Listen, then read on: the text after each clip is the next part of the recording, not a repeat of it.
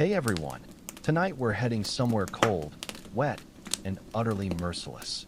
Picture this, you're standing ankle deep in slush that reeks of oil, gunpowder, and something you'd rather not identify. The wind cuts through your coat like it's made of lace, and your boots, issued 3 months ago, are already waterlogged. Welcome to the Eastern Front. Odds are, you won't make it out alive. Before you get too comfortable, take a second to like the video and subscribe, but only if you genuinely enjoy what I do here. And drop a comment telling me where you're watching from and what time it is. I'm always curious how far this little forgotten corner of history reaches. Now, dim the lights, maybe turn on a fan for that soft background hum, and let's settle into tonight's journey together. You're a soldier, but really, you're just a shivering, soggy mass of damp wool and regret. There's mud everywhere, in your socks, your sleeves, even wedged into the cracks of your canteen lid. This isn't the slick, harmless mud from back home. No, this is thick, clinging black sludge that grips like guilt. It's the kind of mud that whispers, "You're not leaving." It's autumn, 1941. You've crossed into Soviet territory as part of Operation Barbarossa, which, according to the propaganda posters, was supposed to be a lightning-fast campaign. Blitzkrieg, they said. Easy victory. By Christmas, you'd be sipping schnapps in Moscow. Instead, you're elbow deep in a puddle, fishing out your rifle after face-planting into yet another crater that definitely wasn't on your map. No one warned you about the mud. Not really. They told you about the Soviets. They said they'd run. Some did, but most didn't. And the ones who stayed? They know this land like a butcher knows bone. They retreat just far enough to let the weather do the killing. And here's the thing no recruiting pamphlet mentions. The weather out here is personal. It has moods. It shifts like a drunk uncle at a wedding. Calm 1 minute, full blizzard the next. One day the roads are dust, the next, they're bogs. You've seen tanks drown in mud. Not sink, drown. You watched a Panzer commander sob like a child as his machine sank axle deep into the ooze and refused to budge. The crew abandoned it, still running, like some dying beast groaning in the mire. Your feet haven't been dry since the Vistula. You remember the feeling of dry socks, sort of like how you remember warm coffee or actual silence. Now, everything is squish. Your boots squish. Your gloves squish. Your skin? Probably squishes. It's hard to tell through the numbness. You've developed something between trench foot and a fungal infection that your medic cheerfully calls local flavor. Historians still argue whether the German high command truly understood what Russian autumn would do to their advance, or whether they just hoped to outrun it. Spoiler alert, you didn't. And now you're paying for their optimism with every soggy step. It's not just the ground, either. The air out here is wrong. There's a smell to it. A mix of wet straw, burning hay, cordite, and unwashed men. You haven't bathed in weeks. No one has. You try not to breathe through your nose too much. It helps. The trees loom like witnesses.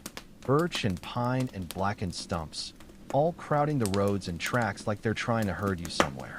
You hear rustling constantly. Foxes, probably. Or rats. Or partisans. Your ears never relax, not even in sleep. The quiet here isn't peaceful. It's waiting. Quirk of the night? You've started naming your lice. Ernst lives near your collarbone. He's been with you since Smolensk. You have a complicated relationship. Your uniform was meant for parades. It wasn't designed for frost or swamp. The wool is too thin, the boots too stiff, and your overcoat, issued by someone who's never seen a sunrise outside an office in Berlin, doesn't even cover your thighs. So you've improvised. A scarf stolen from a farm, gloves made from a dismembered coat, extra socks tucked anywhere they'll fit. You'd trade your last cigarette for a single dry blanket. No questions asked.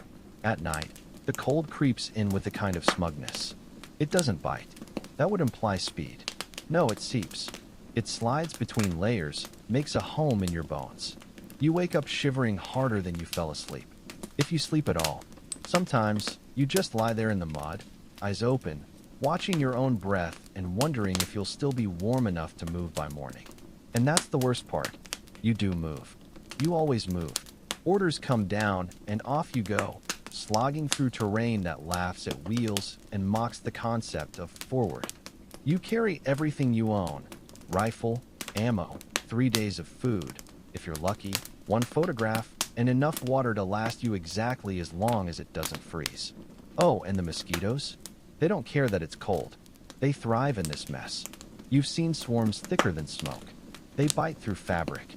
One night, you woke up with your eyelids swollen shut because one of the little monsters decided to snack on your face. Someone once joked that the mud had teeth. You laughed, then saw a horse get stuck, struggle, and never come back out. It disappeared beneath the surface like a shipwreck. The rider didn't even look back, just kept walking, eyes forward, as if he knew the mud had claimed its due and bargaining was pointless. There's a word that keeps circling your head, durchhalten. It means endure. The officers say it a lot. They bark it from trucks and trenches, as if syllables could keep you warm.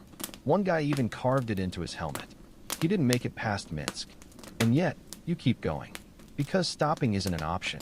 Because standing still in Russia in autumn means becoming a footnote. A frozen shape in a ditch.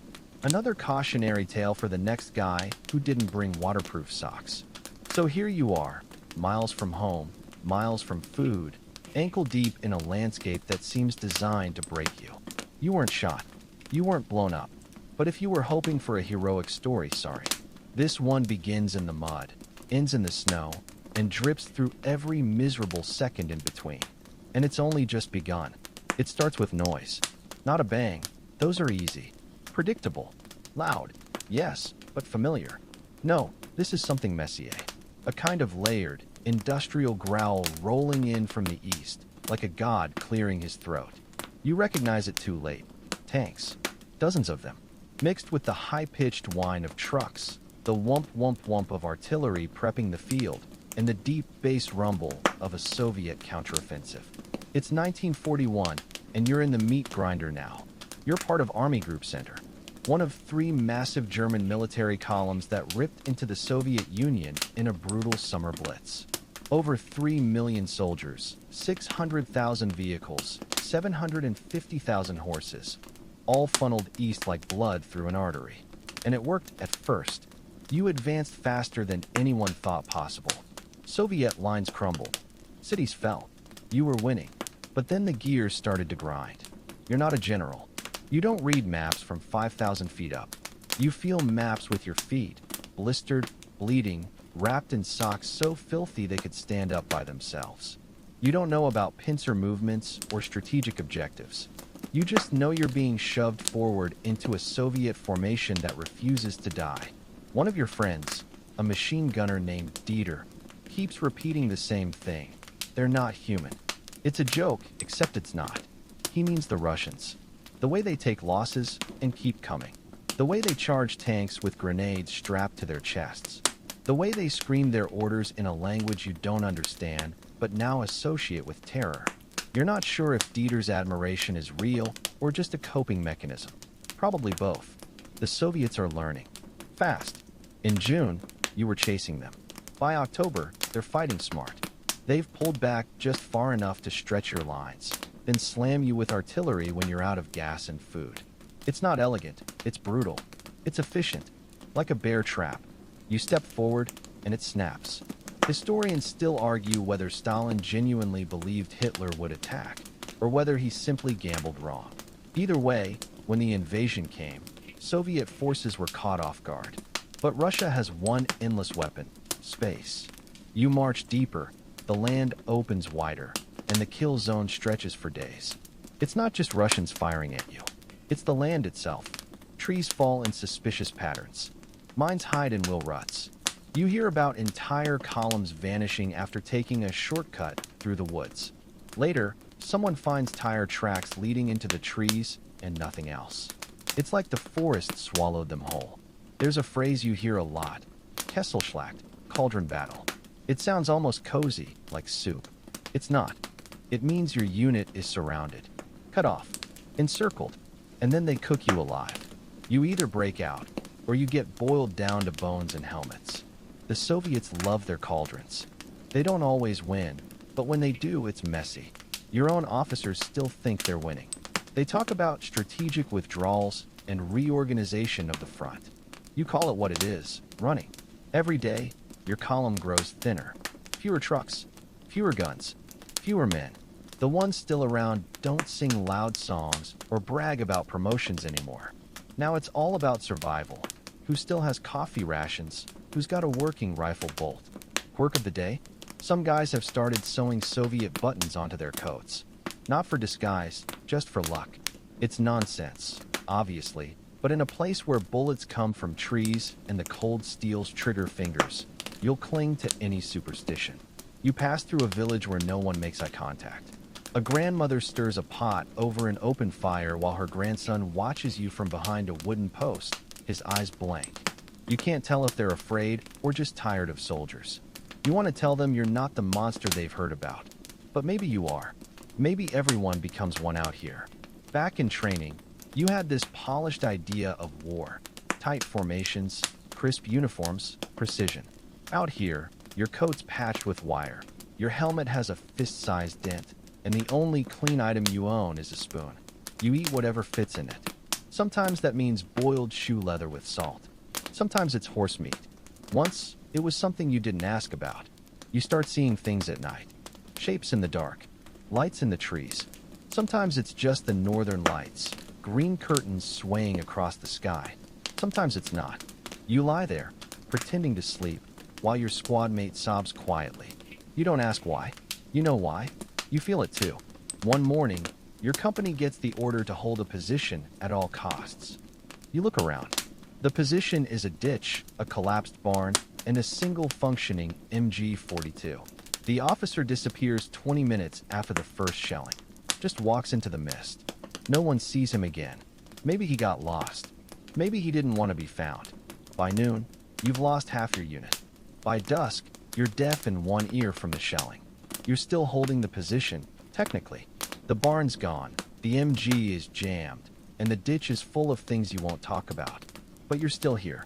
You and a few others, staring into the trees and waiting for the next wave. The Soviets attack in pulses. Not waves, exactly, more like heartbeats. First the scream of Katyusha rockets, then silence. Then the shrill whistles of charging infantry. Then rifle fire, then silence again. Each beat takes a piece of you. Not always physically, though that happens too, but mentally, emotionally. You feel yourself shrink each time, like your soul's being whittled down. You learn to dig sideways into trenches so you can sleep sitting up without freezing. You sleep with your rifle across your lap, one eye half open. You haven't dreamed in weeks. There's no room for dreams here. Only instincts. Only the next breath. One of your comrades starts sketching every dead soldier he finds. Just their faces. Pencil on paper. No names, just images. You ask him why. He shrugs. Says, someone should remember them. Later, he gives you one. A young Russian, maybe 16. You keep it in your breast pocket. You don't know why. By late October, the mud returns. The meat grinder slows. Not for mercy, but because trucks can't move. Horses drop dead. Soldiers like you are expected to carry supplies the machines no longer can. Your knees feel like they're grinding themselves to dust. And still, the Soviets come. They've got winter coats now.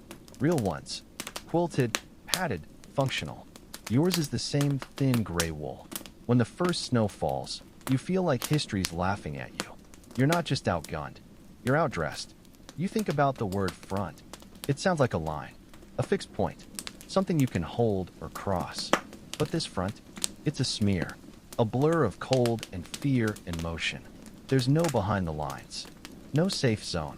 Only varying degrees of exposure to misery. Welcome to the Eastern Front, where the only thing more relentless than your orders is the land itself. It's cold now. Not chilly. Not, where's my scarf weather. This is ancient cold. The kind that feels like it existed before time and will outlast all of you. The kind that doesn't just sting your skin. It burrows under it, grips your marrow, and refuses to let go. You stop feeling your fingers by 0600. By 0700, you're not sure you have fingers anymore. Welcome to the winter of 1941 to 42. The one that broke machines, men, and illusions.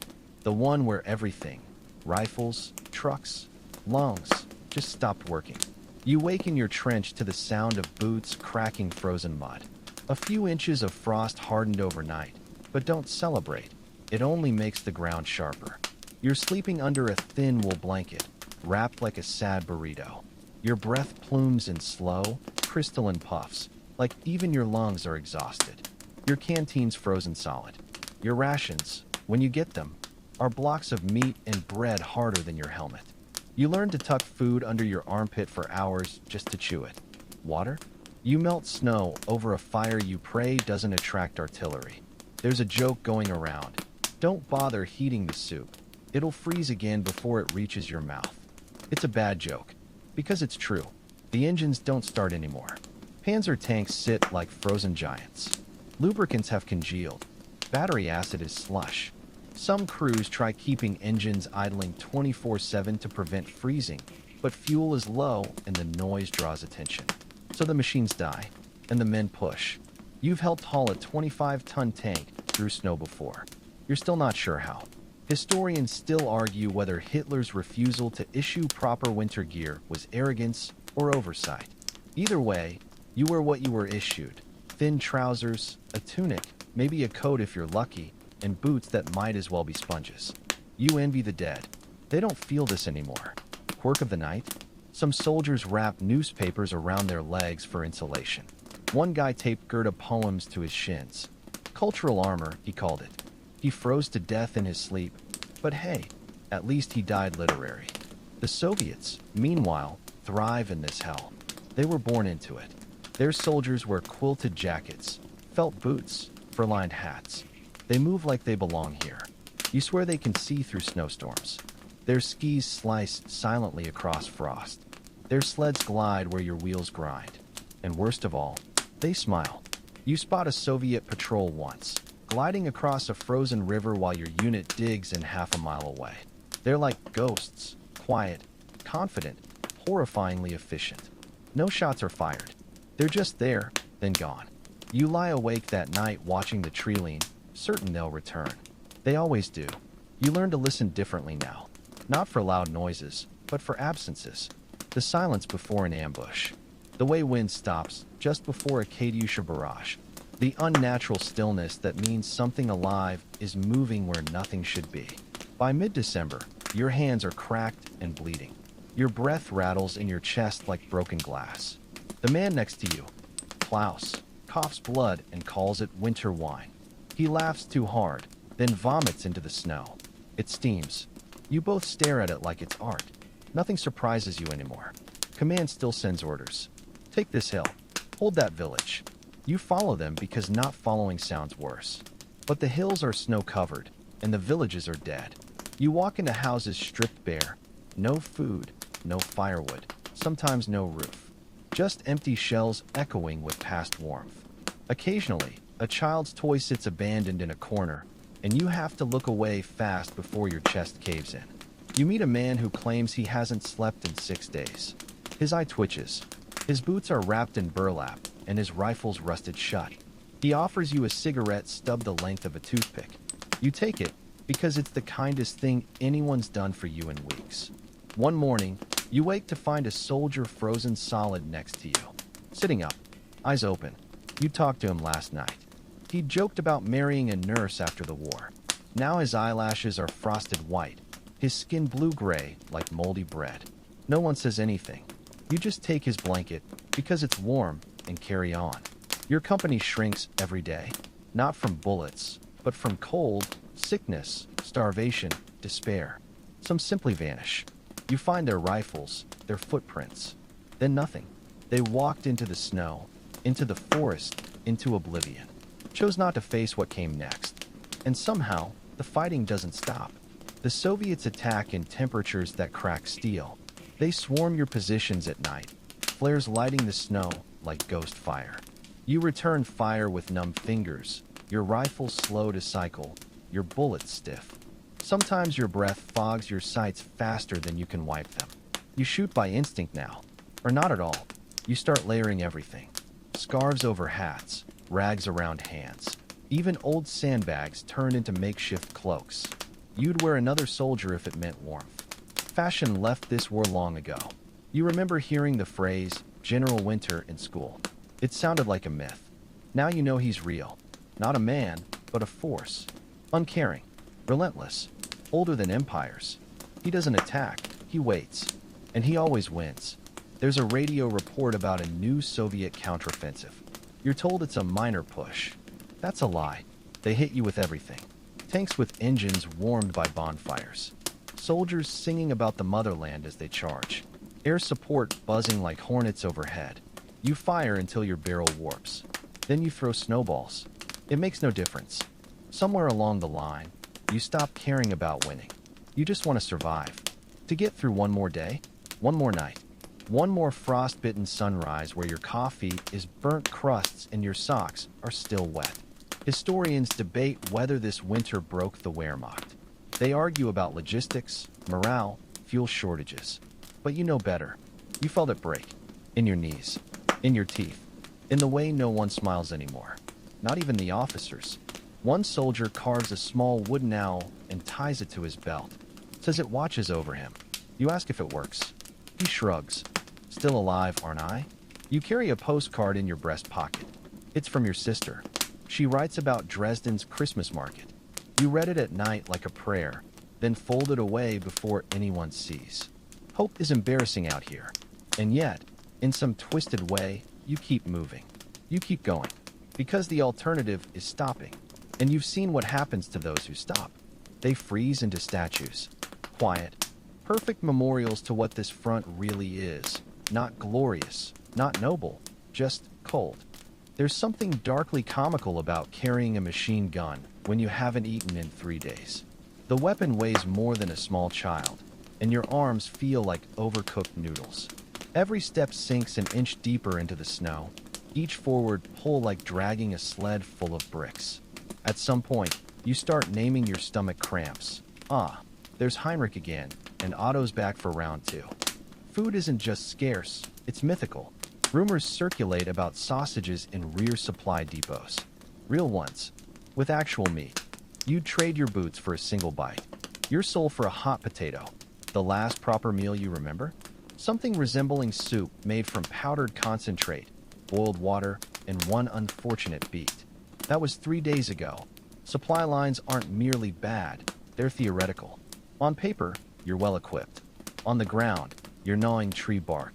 Logistics hasn't just failed, it's ghosted you like a bad date.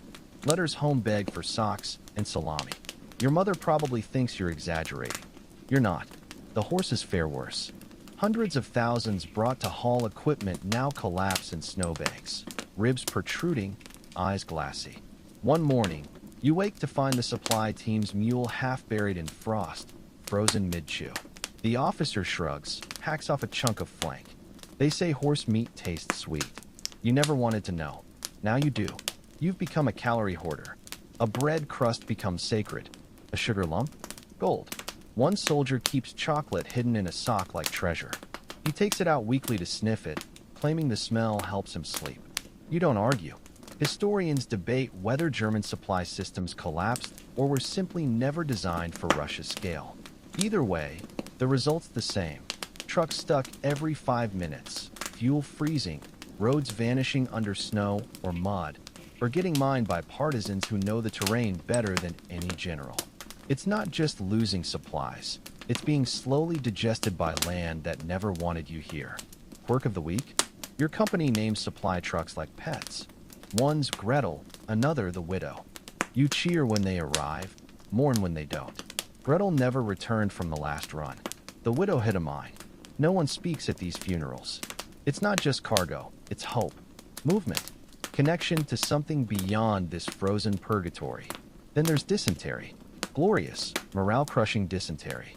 You know the signs, someone sprinting behind a tree with panic in their eyes. You laugh, until it's you. Then you pray for non-poisonous leaves and enough snow to wipe with. One guy didn't make it back. They say he sat down and never stood up. Water isn't safe either. Melted snow? Contaminated. Streams? Smell like regret. You boil it when possible. When not, you drink holding your breath. Your stomach now produces sounds that would frighten wildlife. It's almost musical. If there were an Eastern Front stomach orchestra, you'd be first chair percussion. Yet command acts like everything's fine. Orders keep arriving. usually from someone 50 miles behind the lines. Advance to the next position, they say. Dig in here, they say. You want to reply with an expletive-filled letter, but instead shoulder your rifle and trudge forward. Because that's what you do. You find a burned village one afternoon. Buildings are just blackened teeth now. Charred timbers jutting from snow like a ruined jaw. No people, just a well.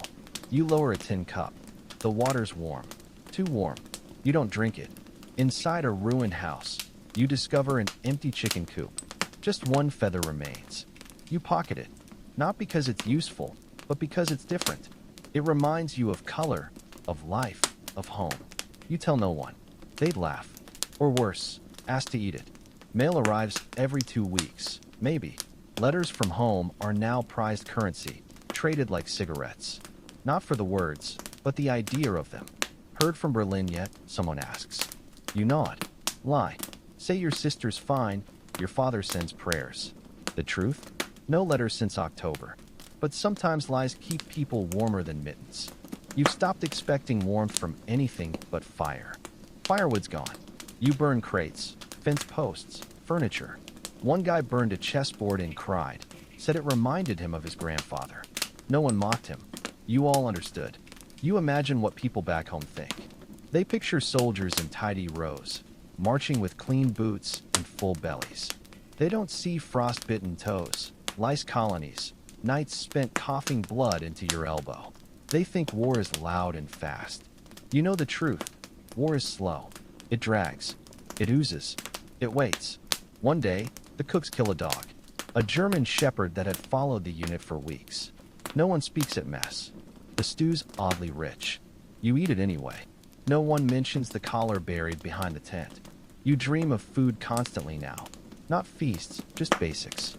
A fried egg. Real coffee, not that powdered swill they call ersatz. Sometimes you think you smell it, then wake up biting your blanket. The Soviets know your supply situation. They taunt you with propaganda leaflets dropped from planes. Your wives are warm. Your Führer is lying. You collect them like trading cards. One cartoon shows Hitler frozen in a snowdrift. You tape it to your mess tin. It makes you chuckle, and that's worth something. You no longer know where the front is. Lines blur. Some days you march 10 miles without seeing an enemy. Other days, they're already waiting. You don't ask how. You assume the trees told them. The officers are quieter now. Less shouting, more whispering. Less confidence, more caution. One carries a schnapps flask, sipping like it's medicine. He once yelled at you for not saluting. Now he salutes you first. You measure time absurdly. That happened 3 moldy loaves ago. Wasn't that before Hans lost his toe? Calendars are meaningless. You stop counting days. Now it's moments, meals, and frostbite. Still, you march. Because you're told to. Because you don't know what else to do. Because some animal part of your brain believes one more step might bring rescue. Or retreat. Or just a warm barn. But mostly, you march because stopping means letting it all catch up. The hunger, the cold, the aching loneliness. The soft, persistent question, is anyone even coming for us? It's dark when the shouting starts. It's always dark now. Daylight barely lasts. And even then, the sun never fully commits, hovering behind clouds like it's afraid of what it might see. But this shouting? It cuts through the fog like a thrown knife. And it's not German. You grab your rifle with hands that no longer respond properly. Stiff, cold, slightly purple. You fumble the bolt, knock over a tin cup, curse under your breath. Someone's already firing. You hear the crack of a Mosin Nagant, then another, then mortars, distant enough to rattle bones without shattering them. Here we go again. The Red Army's back, and this time, they're furious. You were told they'd break. That peasant armies in boots held together with twine couldn't withstand a mechanized force. That might have been true for a week. Not anymore. Now they're dug in. Now they fight like cornered wolves. Now they have something you lack. Momentum. One officer called them barbaric. Another said they lacked finesse. But when they hit your lines, they don't need finesse. They've got grit. And plenty of it. They swarm with terrifying disregard for self-preservation. You've seen squads charge across open fields under machine gun fire just to reach your trenches. Sometimes it works. Sometimes they die in heaps. Either way, they keep coming. Historians argue whether this was desperation, patriotism, or commissars' pistols at their backs. Probably all three. But when they scream, "Your AH," through the smoke, you don't philosophize. You just aim and pray your trigger finger isn't too numb to function. They say the Soviets are issuing more automatic weapons now. PPSHs, those drum mag monsters that spit bullets like sewing machines. When you hear one, it's not just loud, it's personal. Like the wielder specifically wants you to have a bad day. You see them differently now, not as faceless hordes. One wore glasses, wire-rimmed, like a schoolteacher. He hesitated before firing. You didn't. You think about him often, especially at night. You've stopped counting kills. Now you count how many keep coming. It's like counting snowflakes in a blizzard. You shoot, they fall, more appear. Endless. And it's not just infantry anymore. They're throwing everything at you. Mortars, light tanks, even sled-mounted machine guns. You once saw troops on skis firing while moving like ghosts from a nightmare. One guy swears they trained dogs to carry explosives under tanks. You laugh until you saw it. You find a Soviet bunker after a skirmish. Inside, a boiling kettle, 2 tin cups, a chessboard, and red-threaded mittens. You sit, just for a minute, just to feel something that isn't frozen. The chess game's half finished. Black's winning. You wonder who they were. If they survived. If they'll return for their mittens. You take nothing. Just leave. Somehow that feels like the most human thing you've done all week. Later, you find a downed Soviet biplane half buried in snow. The pilot didn't survive, but someone painted a face on the nose, exaggerated lips, eyelashes, grinning teeth. You stare at it. Can't decide if it's funny or horrifying. Maybe both. There's talk now, quiet talk, about Soviet morale rising. Yours? Yours is buried under 12 inches of snow with your last clean socks. They believe they might win. That's dangerous. You overhear a captured Soviet whisper to a medic. Mother Russia is endless. You cannot kill what is no end. The medic scoffs. But you? You lie awake later, staring at stars, wondering if he's right. Quirk of the day? Someone swipes a Soviet harmonica. Now nights end with wheezing melodies that make the cold seem colder. The player doesn't know any songs, just breathes into it, and lets the wind decide. You call it the lament of the lost lung. Soviet artillery's improved too. It used to be sporadic, wild, inaccurate. Now it's precise, psychological. You can tell when it's coming because birds vanish. The air changes. Then boom. Shells crater the earth like angry gods. You've learned to time your blinks to avoid blinking during impacts. Superstition, but it feels like it helps. A comrade named Willie loses his hearing after a nearby explosion. He spends 2 days smiling and nodding, unaware how loud he's become. It's funny, until it isn't. One day, you watch a Soviet soldier tend to a wounded comrade under fire. He drags the man behind a tree, uses a bloodied rag to bandage him. Gentle, unexpected. You don't shoot. You just watch, then look away. Later, you help drag a wounded German through snow. He babbles about apples from his garden, left on a windowsill. You say you see them. Of course you do. Even though there's only a shattered village and burning pine ahead. You pass through an abandoned Soviet trench. Frozen bodies in sleeping positions. A pot over a cold fire. An open book, pages fluttering. You pick it up. Can't read it, but recognize poetry. There's a photograph tucked inside. A girl, maybe 6, grinning with one missing tooth. You refold the page and slip it into your coat. You tell no one. You start dreaming in Russian. Not full sentences, just sounds. Names. Screams. Once you woke up shouting Pekoda. Infantry. You've never studied the language. Now it lives in your bones. The Soviets know the terrain. Their tactics evolve. They flank at night, bury traps under snow, use frozen rivers as highways. One night, they crossed a lake that should have been impassable, dozens of them, silent, swift. By the time your sentry noticed, they were inside your lines. Your sergeant calls them rats. You think that's unfair. Rats are scared. These men, these women too. Yes, women fight in Soviet uniforms. Aren't scared. They're furious. They've lost homes, families, everything. Now they want it back. You respect them. Doesn't mean you like them. Just means you stop underestimating them. Stop pretending they're amateurs. They're professionals now. Pain makes experts of everyone. One shouts your first name during a firefight. Never learn how he knew it. But it follows you. Echoes when you try to sleep. Someone out there knew who you were. Wanted you gone. The line between us and them blurs strangely. You copy their tactics. Snow trenches, stolen gear, eating what they leave behind. You find Soviet gloves warmer than anything you've ever owned. You wear them. Never take them off. You don't talk about it. Sleep's a luxury. A gamble. Close your eyes, and you might wake to a bayonet in your ribs, or not wake at all. So you nap in shifts. 10 minutes here, 20 there. Always with one boot on, rifle within reach. You sleep in snowbanks, on tree roots, in ruined barns. Once under a burned-out Soviet tank, still warm from fire. You've learned to sleep through shelling. Learn to sleep sitting up. Learn not to dream. But when you do dream, it's of forests. Not peaceful ones. Soviet forests. Russian forests. Trees so tall they block stars. Branches that creak like warnings. And somewhere out there, partisans. You hear about them before meeting any. Whispers. Rumors. Convoys vanishing without trace. Bridges collapsing after someone crosses. Rail lines torn up overnight. A captain once said, "We don't fight men in the woods, we fight shadows." He was right. They're not soldiers. They're ghosts with rifles. Farmers one day, assassins the next. Historians debate how many partisans were active in 1941 to 42. Some say tens of thousands. Others claim numbers were inflated by paranoia. You don't care. You're just afraid of trees now. You flinch at wind and branches. Avoid forests when possible.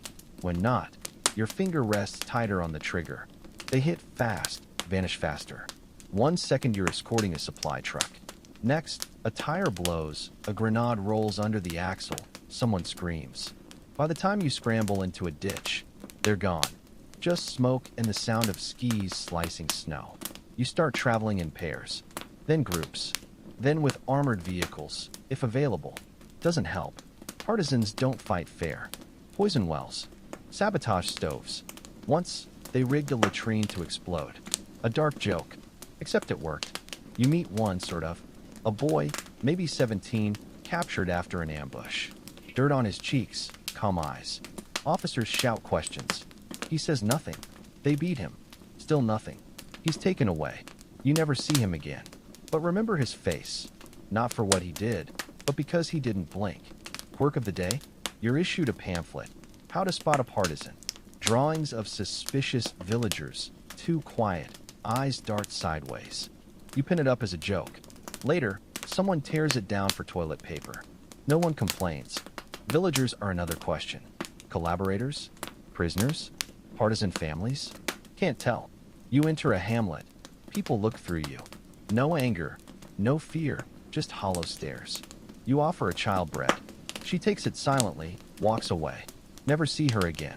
There's a man in your platoon, Franz, who swears he can sense partisans. Calls it the tingle. Others laugh.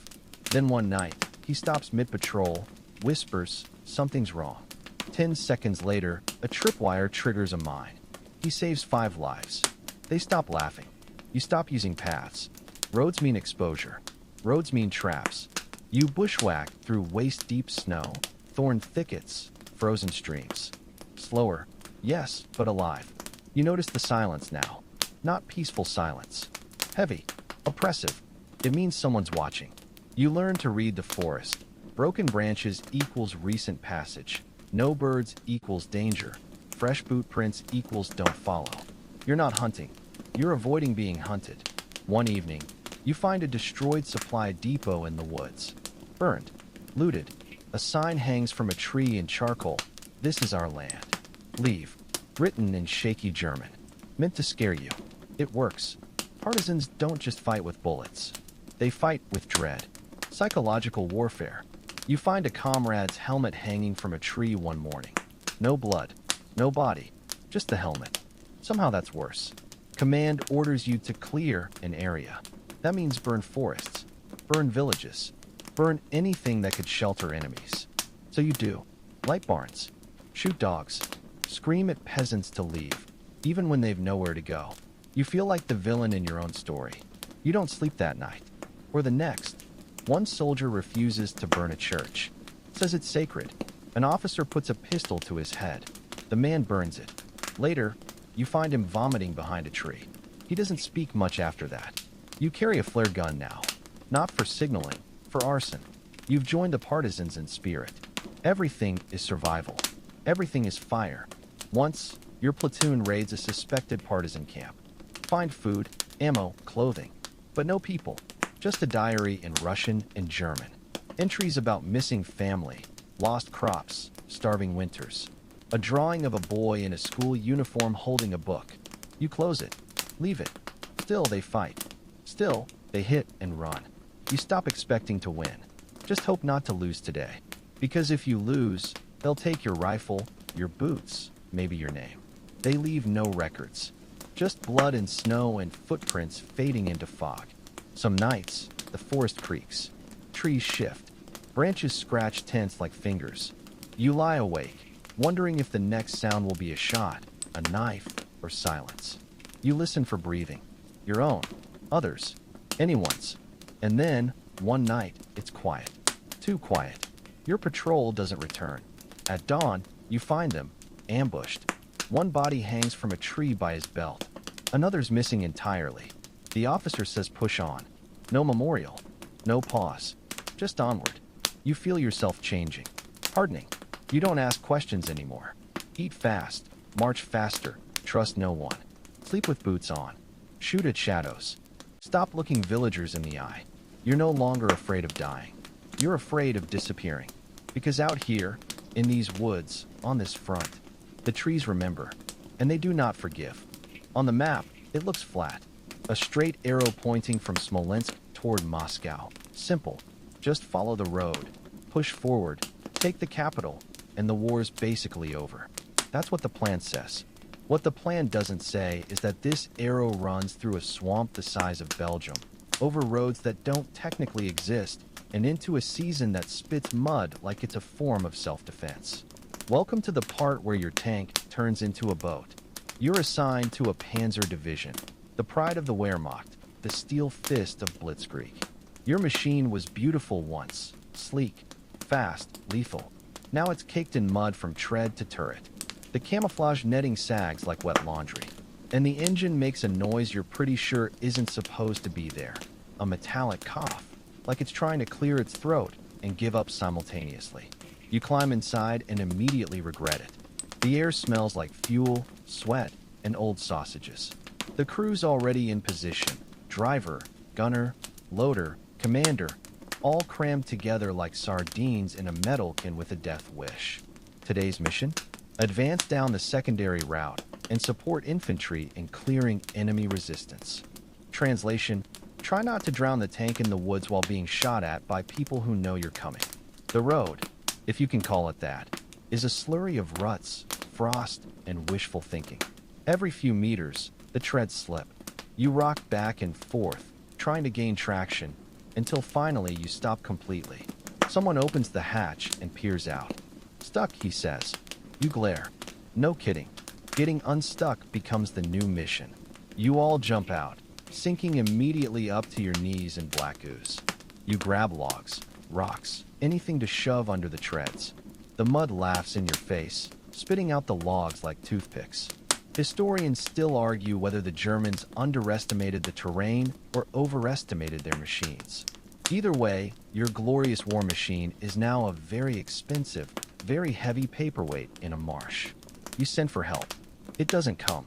Everyone else is stuck too. You're on your own. So you dig. For hours. The mud gets in your gloves, under your fingernails, behind your ears. It pulls at your boots with suction that feels personal. You lose one in the muck and have to fish it out arm deep. When you finally get moving again, it's already dark. Your reward? A quarter-mile of progress and existential dread. Quirk of the day? The loader wears cracked aviator goggles while driving, claiming it helps him focus. No one questions it. You all have your coping mechanisms. The Soviets, meanwhile, don't seem to need roads. Their tanks are lighter, smaller, and somehow float over terrain that swallows yours whole. You envy that. You hate that. Once, you get stuck near a stream. The tank starts sliding sideways during a pivot. It tips. You scream. Everyone braces. It stops just short of rolling. You sit in silence, listening to metal creak as it leans too far. You don't breathe for a full minute. Then it settles. You get out. You vomit. The next day, you cross a bridge not meant for anything heavier than a cart. You make it, barely. The rear drops 6 inches. You think it'll collapse. You reach the other side and cheer like maniacs. The infantry behind you? Not so lucky. The bridge gives out. 2 men fall in. The rest detour 5 kilometers north. From above, the army looks like it's advancing. From inside the panzer, you feel like you're treading water in a sea of frozen mud. There's one particularly bad stretch outside Vyazma. 3 days to move less than 3 kilometers. Soviet aircraft buzz overhead. You curse and fire the MG-42 skyward like a middle finger. They don't bother bombing. Why waste the effort? You're not going anywhere. Eventually, a recovery vehicle arrives, already dragging another tank. Yours becomes its second burden. The driver, a man named Weber with a face like boiled ham, lights a cigarette and says, "Next time, bring skis." You don't laugh.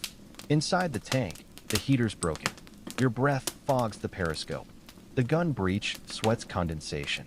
Every time you fire, moisture sizzles into steam. The loader's gloves stick to frozen metal. He tears off a fingertip reloading too fast. He doesn't scream, just stares at his hand like it betrayed him. One night, you shelter in a barn. The tank barely fits. You sleep on the engine for warmth.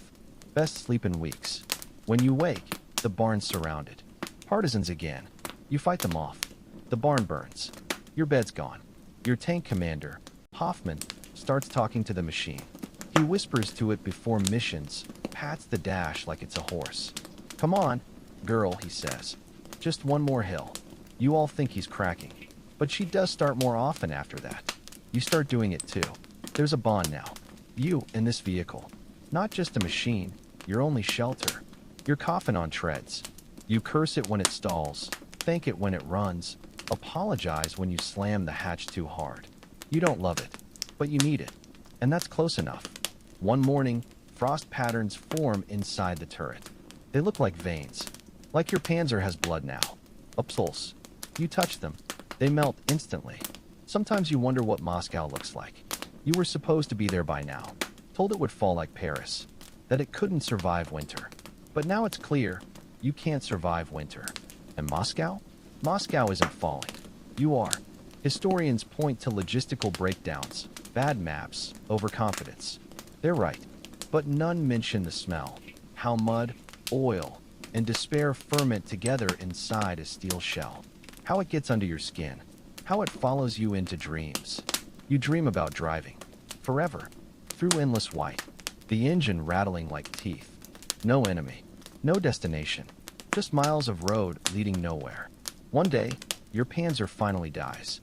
Engine seizure. You leave it behind. No ceremony. Just a pat on the side and a whispered thanks. It sits there, half buried in snow, like a corpse too big to bury. You march now. On foot. Just like the infantry. Your boots fill with slush. Your toes go numb. And in the distance, you swear you can still hear the engine. Still growling. Still trying. But it's over. You're no longer the tip of the spear. You're just another man, walking through the Eastern Front, looking for something solid in a world made of mud. You used to think the Soviets feared their officers more than the enemy. It was a joke at first, grim, but funny. You'd heard about blocking detachments, men who stood behind their own lines with orders to shoot retreaters. It sounded absurd, cruel, impossible. Then you saw it. You were crouched behind a haystack, watching a Soviet unit push toward a ridge. Their own artillery was falling behind them, like the Red Army was kicking its soldiers forward with high explosives. One man turned to run. A pistol cracked. He fell. The others kept charging. After that, it wasn't funny anymore. You learned the word commissar. Political officers embedded in Soviet units. Their job? Make sure soldiers hate you more than they fear death. If that meant executing a few of their own, so be it. You thought it was barbaric. Then you watched a Soviet squad fight for a hilltop with kitchen knives and one working rifle. You started wondering if the system worked. Historians still argue about Soviet commissars. Were they morale boosters? Enforcers? Symbols of ideological purity? All you know is they're effective. You've seen Soviets throw themselves against bunkers like it's a sport. You've seen women in uniform bayoneting wounded Germans without flinching. You've seen teenagers with grenades strapped to their chests and a look that says, "I'm already dead." It's not that you admire them. It's that you've run out of ways to explain their resilience. The Soviet war machine isn't elegant. It's not precise. It's relentless. You blow up a bridge, they build another with logs and frozen dirt. You take a village, they take it back 3 days later. You kill 100, 200 replace them. Like waves. Like winter. Like time itself. Quirk of the night? One comrade carves tally marks into his rifle stock. Not for kills, for days survived. He runs out of room, starts scratching them into his helmet liner instead. Says it keeps him grounded. You don't tell him others are copying him. It feels like a quiet superstition, and you don't mess with those out here. You intercept Soviet propaganda broadcasts on a captured radio. The voice is smooth, female, oddly soothing. She talks about how cold you must be, how your Führer has abandoned you, how your family back home is already mourning you.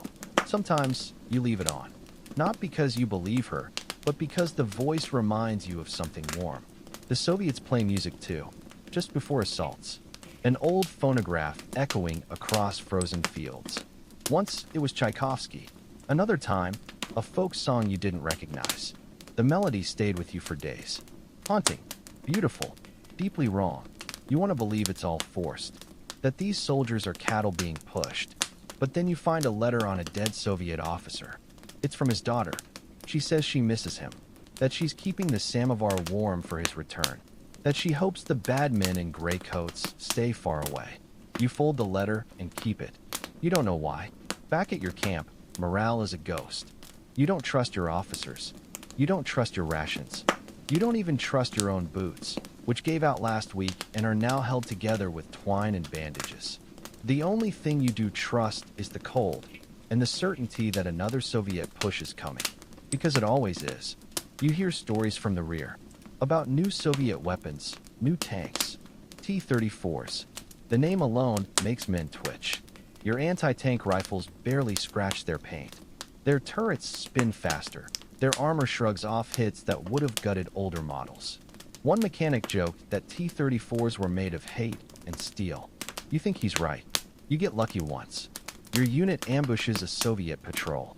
After the firefight, you search their pockets for maps, orders, anything useful. One had a deck of cards.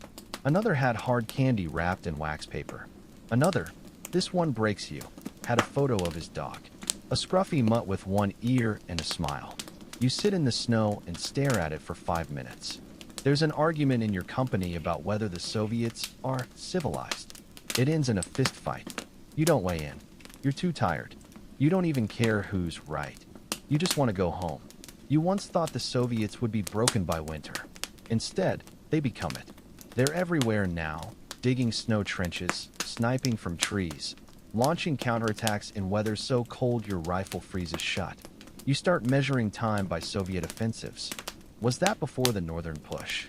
No, after the river crossing, but before the factory siege. Even your language shifts. You no longer say if we win. You say if we get out. Your new commanding officer is a boy, 21, fresh uniform, polished boots, terrified eyes. You hate him immediately, not because he's cruel, but because he still believes. He talks about glory, victory, honor. He hands out pamphlets with inspirational quotes. One morning, someone lines his boots with snow. You all pretend not to know who did it. You start collecting Soviet gear, not trophies, just practical things. Their boots are better. Their coats are warmer.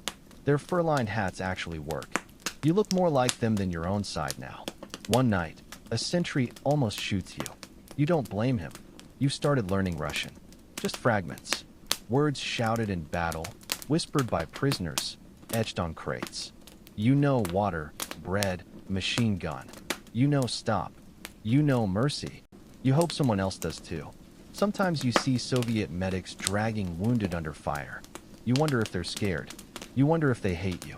You wonder if they're like you, just cold, exhausted people doing what they were told. One day, a shell hits your dugout. You survive. Barely. You wake with snow in your mouth and a ringing in your ears that won't stop. The man next to you doesn't wake up. You don't cry.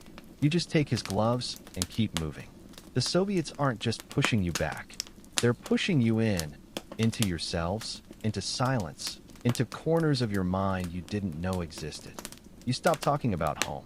Stop writing letters. Stop thinking in full sentences. Just fragments now, like the world around you. There's a rumor the Soviets have a new sniper. A woman. They say she paints kills on her rifle stock, little white stars. You check every dead sniper's rifle for markings. You never find them. Doesn't matter. The myth is stronger than the truth. You've grown superstitious. You tap your helmet twice before entering a trench. You carry a pebble from Minsk in your pocket. You won't step on ice that's too clear. You whisper to the wind. Anything to keep going. Because no matter how hard you fight, no matter how deep you dig, the Red Army keeps coming. Not like soldiers. Like inevitability. Like thunder. Like winter itself put on a uniform and picked up a Mosin Nagant. And there's no stopping winter. It doesn't matter how many maps you've seen. None of them prepare you for what happens when war enters a city. Cities are supposed to offer shelter, structure. But here, in the East, they don't protect you. They consume you. You march into Stalingrad, or what's left of it, like a man stepping into the mouth of a machine. The streets are piles of concrete and twisted rebar. Every building is broken. Every window is a rifle barrel. Every shadow breathes. The air tastes like burnt brick and blood. Not fresh blood, old blood. Dried. Mixed with dust. Mixed with loss. And the smell. The smell is a combination of rot and gunpowder and damp, well, that hasn't dried since October. You can't describe it, but you'll never forget it. Welcome to urban warfare, where cover means hiding behind a bathtub and high ground is the third floor of a half-collapsed tenement. Your orders are simple. Clear the building, room by room, floor by floor. You step over corpses in hallways so narrow you can barely swing your rifle. There's shattered glass in your boots. You don't even try to remove it anymore. Your feet have scarred around the pain.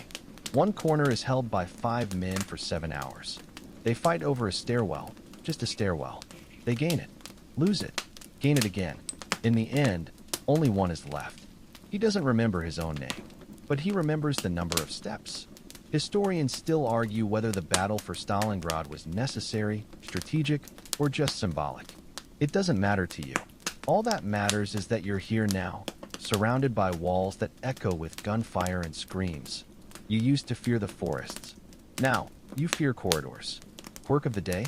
You find a piano in a shelled apartment. The front is scorched, one leg missing, half the keys gone, but the other half still work.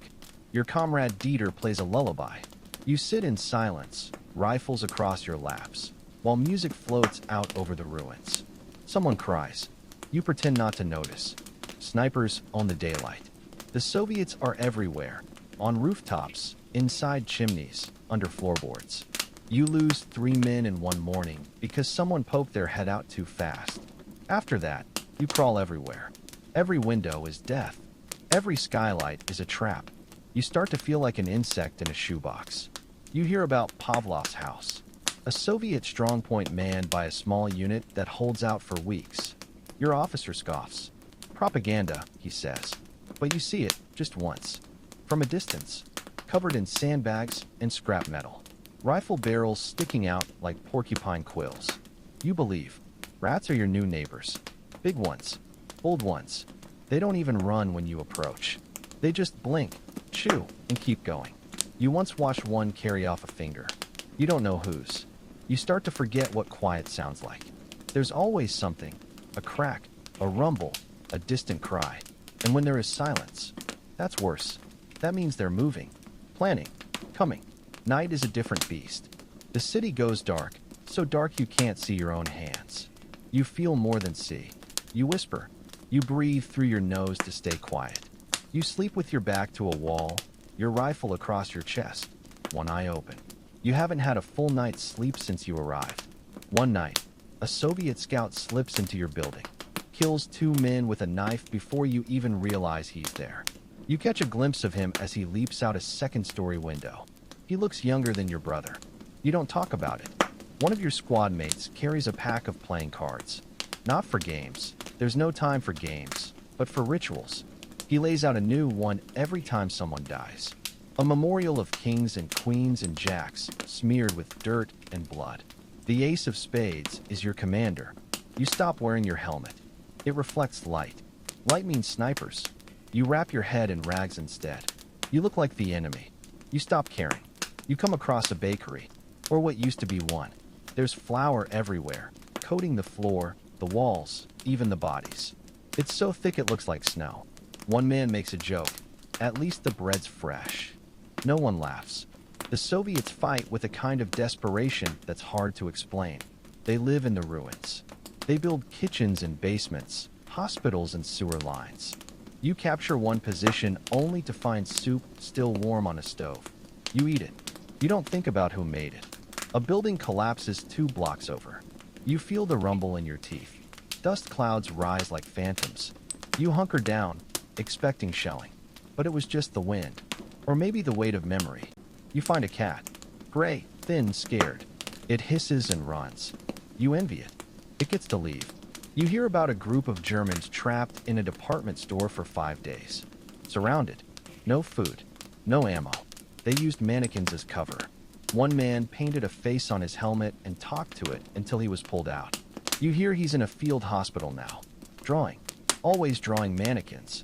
Your unit is tasked with taking a factory. It's enormous.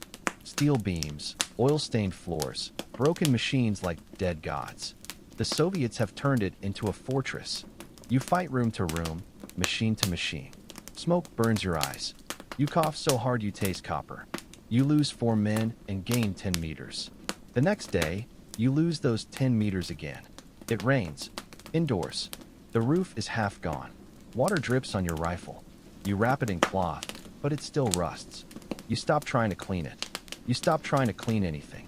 One night, you share a corner with a Soviet prisoner. He's wounded, silent, barely conscious. You don't speak his language. He doesn't speak yours, but he offers you a cigarette. You take it. You share it. When it's done, he leans against the wall and sleeps. You don't wake him. He's gone by morning. There's no front line anymore.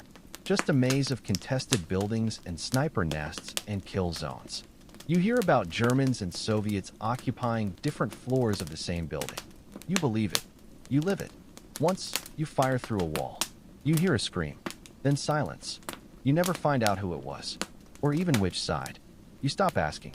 The city eats you slowly. Not in one big bite. Bit by bit. A toe lost to frostbite. A friend lost to shrapnel. Your voice fading into whispers. Your faith eroding like mortar. You used to believe in orders. In direction. Now you believe in walls. If there's a wall between you and the enemy, you're lucky. If not, you dig. Or you pray. Or both.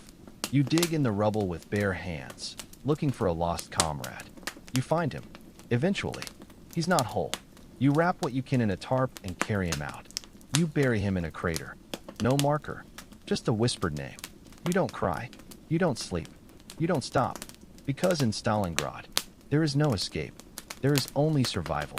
And even that is never guaranteed. The cold doesn't scare you anymore. The bullets don't either. What keeps you up at night now is silence. Not peace. Not safety. But that too quiet kind of silence. The kind that presses against your ears and makes you imagine what's lurking just beyond the snowdrift or behind the crumbling wall. Because out here, the Soviets don't always announce themselves with shouting or tank tracks. Sometimes they just appear. You start calling them ghosts. Winter camouflage makes them nearly invisible. Long white smocks, hoods pulled low, boots wrapped in rags to muffle footsteps. They glide across the snow like vapor. You've watched them vanish into a blizzard like they were never there. No footprints, no trace, just the lingering fear that you're being watched. Your squad builds snow walls now. Not trenches, those are frozen solid, but little windbreaks made of packed powder. At night, you sleep curled behind them, rifle across your chest, frost clinging to your eyelashes. You wake up coughing from the cold and instinctively check your pockets to see if your rations are still there. They are. They always are. No one steals anymore. There's nothing left worth stealing. A week ago, you found a Soviet scout dead in a tree, strapped into the branches with wire, rifle still clutched to his chest, frozen in position like a grotesque ornament. You stared for a long time, wondering how long he'd been up there. No one climbed up to check. You all just walked a little faster after that. Historians still argue whether the Soviets developed their winter tactics independently or were simply more used to the conditions. But from where you're standing, it feels like they are the conditions. They don't just survive winter. They use it. They thrive in it. Your boots are filled with straw now. It helps. A little. You learned the trick from a Russian prisoner. He smiled when you asked, just nodded and said something in his language that sounded like a blessing. Or a curse. Either way, your toes don't hurt as much anymore. Quirk of the night? Your lieutenant has started using icicles as pointer sticks during briefings. He jabs them at maps like they're swords, then tosses them into the snow when he's done. The maps are out of date. You all know that. The towns marked in black are gone. The forests have burned or shifted. The roads? Lies. You fight now in what you call the white noise. The constant sound of wind through bare branches. Snowflakes whispering against your coat. The hiss of your own breath. You've fired your weapon 3 times this week. You've heard it fired 100 more, but it's always far away. War has become a whisper. You learn to listen for different things. The crunch of a footstep that doesn't belong. The soft click of a bolt being drawn. The heavy silence that comes before something awful. Once, you heard a man screaming, not in pain, but pure panic. It stopped abruptly. You never found the source. Your commander tells you to be vigilant. But vigilance takes energy, and you're running out of that. Everyone is. You march like machines now. Sleep with your eyes open. Eat without tasting. Fight without feeling. It's survival, reduced to muscle memory. One evening, you're ambushed. No warning. Just flares, then screaming, then bullets. They come at you from every direction. White-cloaked figures firing from ditches, trees, rooftops. You return fire without thinking. You drop behind a snowbank, reload, fire again. When it ends, the snow is red. You walk among the bodies. You don't look too closely. You never do. But one catches your eye. A Soviet soldier, maybe 15 years old, with a book poking out of his coat. You take it. Open it later by firelight. It's a collection of fairy tales. You read one. About a girl who turns into a swan. You don't tell anyone. You start writing a journal. Just little notes. Scratched into a pocketbook with a pencil stub. 1 page per day. You don't write about battles. Just thoughts. Dreams. The smell of wood smoke. The feeling of blood freezing on your fingers. The color of the sky before sunrise. You wonder if anyone will ever read it. The next town you reach is called Gzatsk. Or used to be.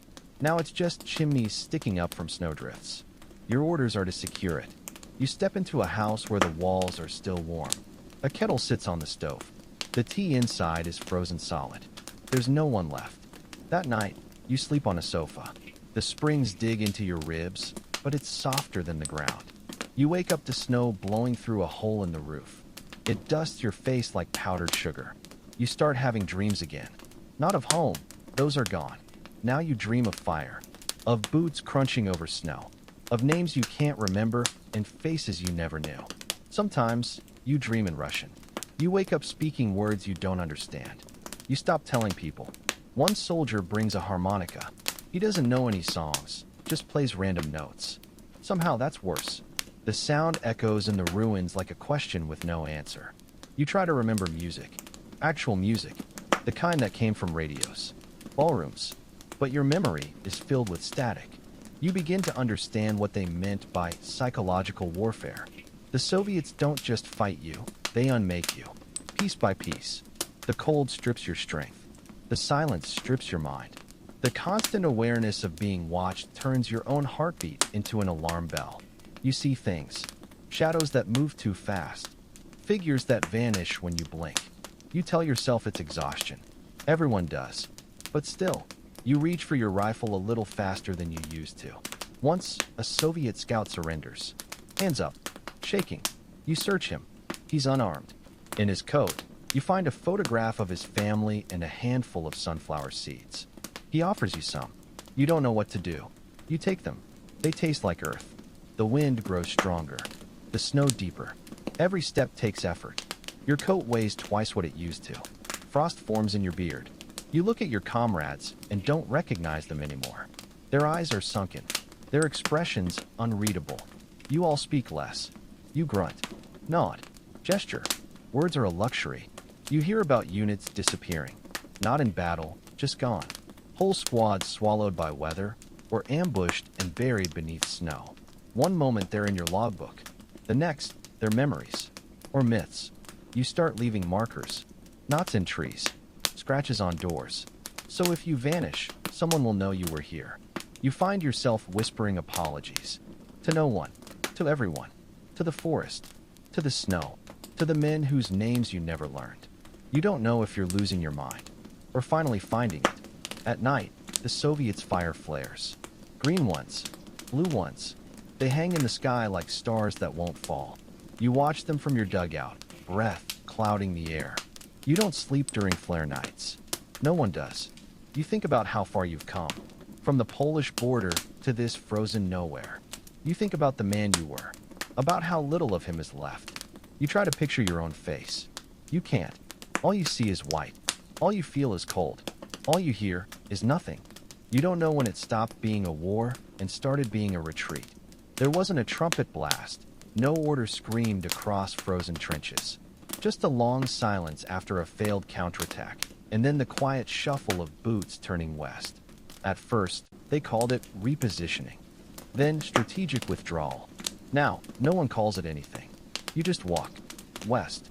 Always west. Away from whatever hell is chasing you. You don't know where the front line is anymore. Maybe it passed you. Maybe you're behind it. Maybe you are it. What you do know is that your coat's too thin, your feet are raw, and your rifle's heavier than it used to be. Not physically, but spiritually. Like it knows what it's done. Like it's tired too. You pass abandoned wagons frozen into the earth. Horses lying stiff beside them, eyes glazed and hooves curled. There's no time to dig graves. The snow will do the job for you. And if not, the crows will. You hear them now more than artillery. Your unit's down to half strength. Maybe less. Faces sunken, fingers wrapped in filthy bandages, hair matted like straw. One man wears the same coat he got in Minsk, back when this was still called a campaign.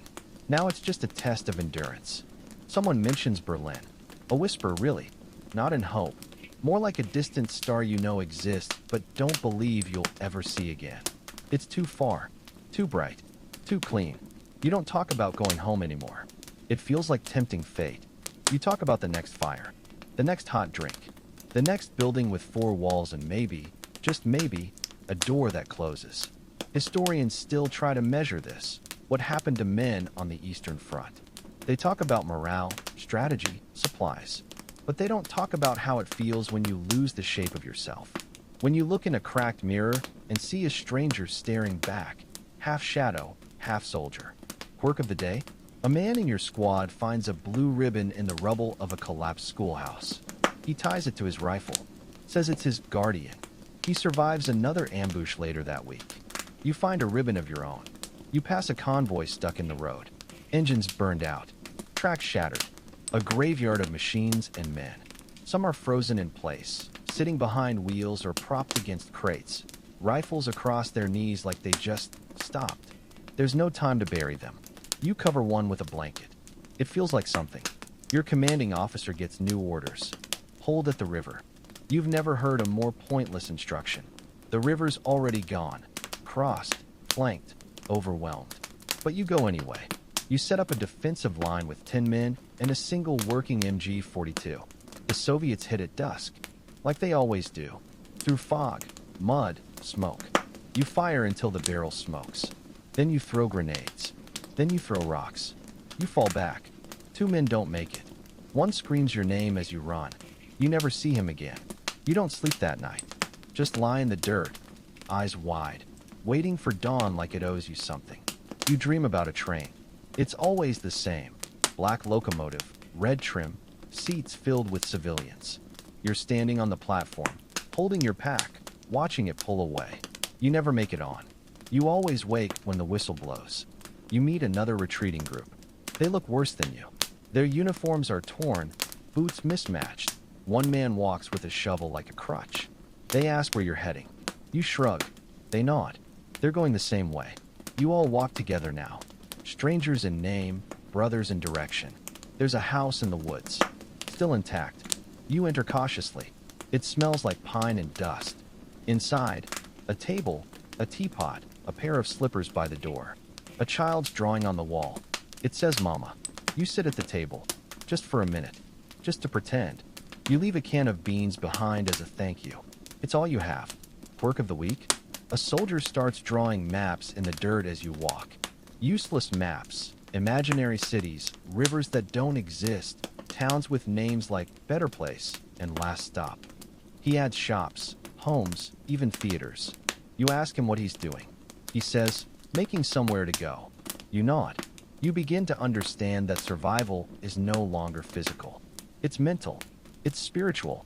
It's the ability to still imagine something else. A future. A destination. A life after this.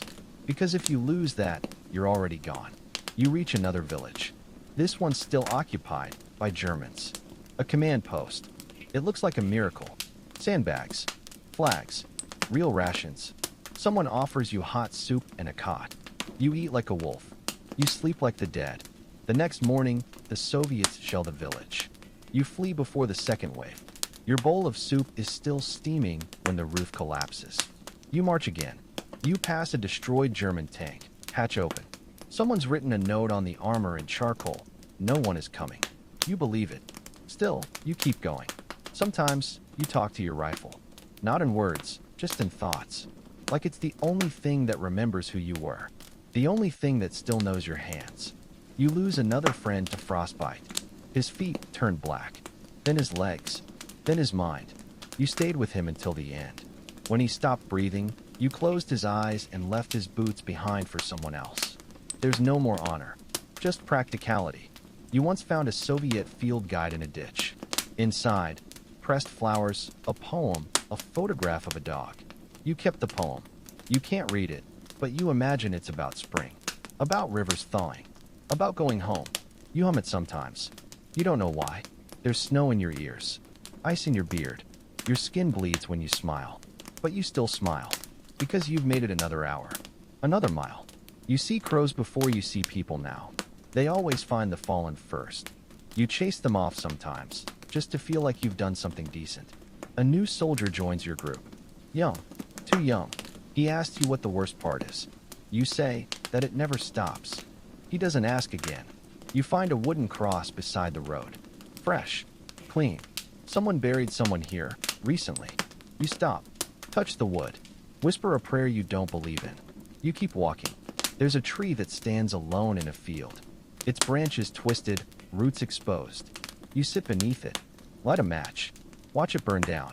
You think about what it would be like to never move again. But you do. Because something deep inside you still whispers, not here. Not yet. You used to be able to feel time. Back in training, days had shape. Mornings were for drills, evenings for chow, nights for sleep. Even in the early months of war, time meant something. Campaigns, seasons, orders with dates on them. Now it's gone. Time on the Eastern Front is a blur of white, black, and the red that sometimes seeps through. The sun rises, maybe. The sun sets, maybe. You rarely look up long enough to tell.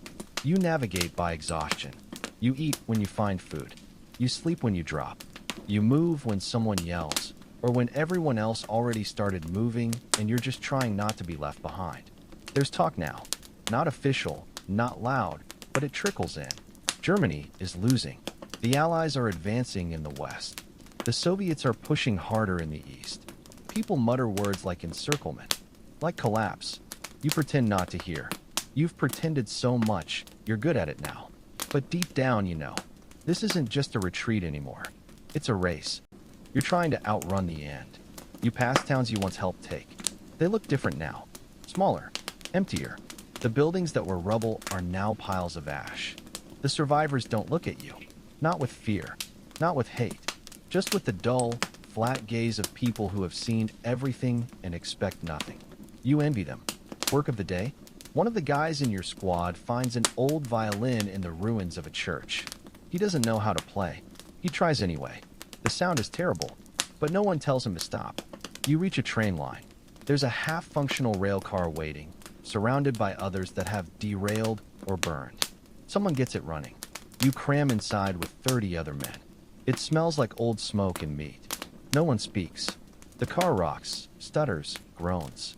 You fall asleep pressed between a rifle and someone's shoulder. When you wake up, you've gone 15 kilometers. The track is blocked. You start walking again. Your legs ache constantly now. Not sharp pain, just a deep, grinding stiffness that never goes away. Your knees feel like wet rope. Your lower back is a slab of stone. You stretch when you can. You stopped running weeks ago. You walk past a crater with something inside it. You don't look closely. That's the rule now. Don't look. Just keep going. If it's dead, it's gone.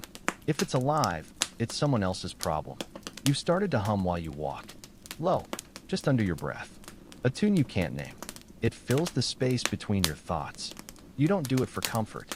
You do it so you know you're still alive. You come to a village that's been used, reused, and finally forgotten. The walls are scorched. The well is filled with rubble. Someone scrawled a message on a barn door in charcoal. Don't stop here. You take the advice. At night, you lie on a plank of wood inside a barn with no roof. You look at the stars. You try to find constellations, but they all look unfamiliar now. Like the sky has moved on without you. You wonder how the war will end. Not who wins. You've stopped caring about that. You wonder what the final day will feel like. Will it be quiet? Will there be music? Will anyone even know it's over? You once read that wars end with treaties and parades. Out here, it'll end with silence. With the last rifle falling quiet. With men like you blinking in the sunlight and asking, now what? The Soviets are close again. You hear them at night. Voices in the woods. Engines. Laughter. They're not afraid anymore. That's what scares you most. Your squad gets ambushed on a muddy road. A sniper opens up first, then a machine gun. You drop behind a tree and fire back, not aiming, just firing. When it ends, 5 of you are gone. You don't retrieve the bodies. You can't. You just leave them. They vanish behind the next bend. You want to feel guilty. You don't. You feel empty. A medic patches your arm. A scratch, nothing serious. He asks your name. You pause. It takes longer than it should. When you say it, it sounds wrong. Like someone else's voice. You hear someone in the squad talking about surrender. Another tells him to shut up. Another says he already did, last week. You don't ask how he's still here. Someone has a newspaper. It's weeks old. You read the headline. Victory soon. You laugh so hard you cough up blood. Quirk of the week? You find a tin whistle in a destroyed schoolhouse. You don't know how to play it. You give it to a young soldier who whistles off-key for 2 days straight. Then he's gone. You keep the whistle. You reach a crossroads. A signpost still stands, barely. One arm points to Berlin. The other? Nowhere. Literally. Someone scratched the word nowhere into the wood. You stand there for a long time. You choose Berlin, not because you believe you'll get there, but because at least it's a direction. A farmer gives you a heel of bread. He doesn't ask for anything. You thank him. He nods. That's the most human moment you've had all week. You pass through a pine forest in the morning fog. It's quiet. Beautiful almost. Like a dream. For 1 second, you forget the war. Then someone trips a mine. The dream ends. You step over the body. Keep walking. There's a moment, brief, too brief, when you feel the wind on your face and it smells like spring. Not where spring. Real spring. Thawed soil. Pine sap. It lasts 5 seconds. Then the wind shifts, and the only thing you smell is smoke. Your boots are falling apart. You tie them with wire. You've done it so many times you could do it in your sleep. You probably have. At the next camp, an old sergeant reads from a torn Bible. You don't listen. You just watch his lips move and think. We're all just trying to feel something. You fall asleep that night dreaming of a river. Not the Volga, not the Dnieper, just a river. Wide. Quiet. You're fishing. The hook doesn't catch anything. But you don't care. You wake up in a thunderstorm. You march again. The last man to speak your name aloud was the one who died 2 towns ago. Now no one says it. You're just you. A shape. A shadow. A body moving west with the tide. You try to remember your favorite food. You can't. You try to remember your sister's face. It's blurry. You remember your rifle's serial number. Perfectly. You cross a bridge under fire. Artillery hits upstream. The bridge shakes. You keep walking. You don't run. Running is for people who think it'll help. You make it across. You turn once. You see nothing but smoke behind you. You don't look again. You're almost there. Not home. Not safe. Those words don't mean what they used to. But you've reached the edge. Of what? Exactly, you can't say. The map is just a smear of lines now, most of them irrelevant.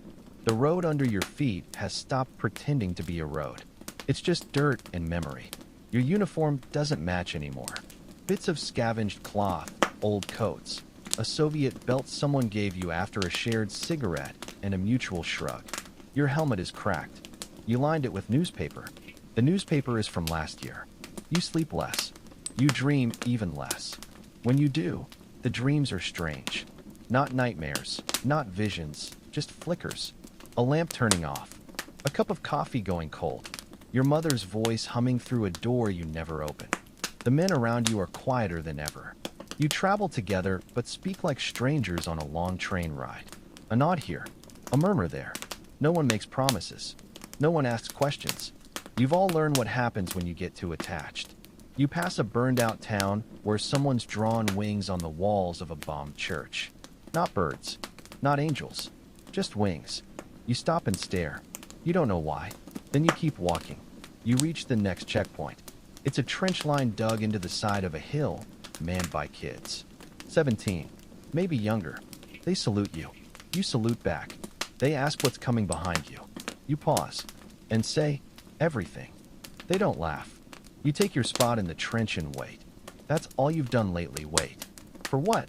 You're not sure anymore. Orders? Reinforcements? The end? Maybe just one more day without dying. You think about your first week on the front. How clean everything was. How you polished your boots. How your rifle gleamed. How you believed in the word victory. Now you believe in things like dry socks. Hot soup. A place to sit down that isn't frozen or on fire. The trench is shallow. The mud is deep. You dig out a spot for yourself and try not to think about how many men have done this before you. How many stayed? How many didn't? Work of the day? A kid in the trench next to you hums lullabies.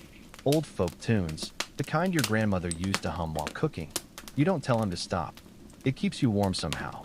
Your breath clouds in front of you. The cold is back. Not winter cold, but spring cold. Sneaky. It slips down your collar and wraps around your spine. You miss the snow.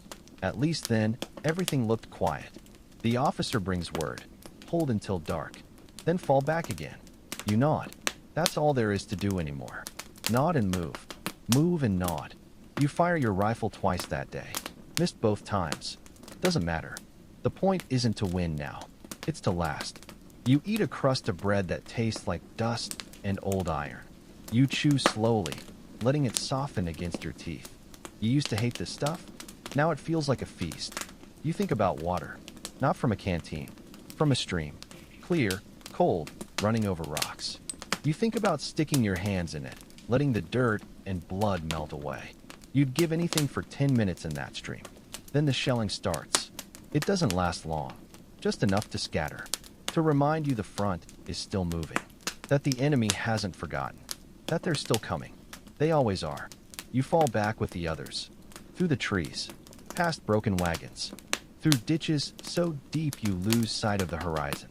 You don't stop. You don't speak. You just go. By now, even the trees look tired. You reach a barn. Not intact, but standing.